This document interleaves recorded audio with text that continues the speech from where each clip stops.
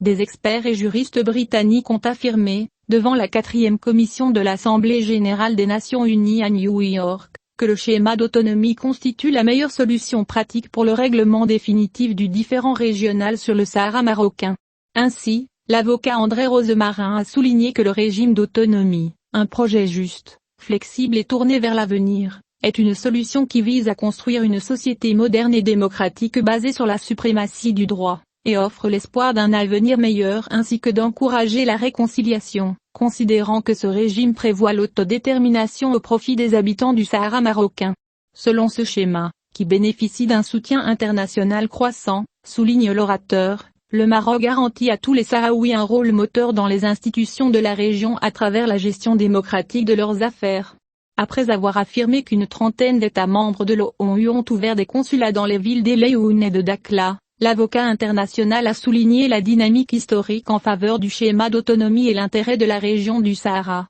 appelant la communauté internationale à se placer du bon côté de l'histoire et adopter le schéma d'autonomie présenté par le Maroc, démocratique et représentatif de tous ses citoyens. Pour sa part, l'ancien ministre britannique, Derek Conway, a estimé qu'il était essentiel que toutes les parties reprennent la série de tables rondes, en particulier le pays qui abrite les camps de Tindouf, l'Algérie, notant que les 18 résolutions du Conseil de sécurité, dont la résolution 2602, louent Maroc des efforts sérieux et pertinents. Crédibilité, qui a présenté le plan d'autonomie en 2007. Il a souligné qu'il s'agit d'une solution positive, basée sur le consensus, qui incarne les normes de la communauté internationale, et qui bénéficie du soutien de plus de 90 pays à travers le monde, considérant que le régime d'autonomie est la garantie d'un avenir meilleur pour toute la région du Sahel et du Sahara. D'autre part, M. Conway a noté que le Maroc a commencé, dans le cadre du projet de régionalisation avancé lancé par Sa Majesté le roi Mohammed V, à déléguer de pouvoir étendu à l'ensemble de ces 12 régions administratives, dont les 2 régions du Sahara marocain. Il a évoqué les élections qui se sont déroulées dans le royaume en septembre 2021, estimant que ces avantages montraient la ferme adhésion de la population du Sahara à la démocratie et leur ferme volonté de participer au développement de leur pays, le Maroc.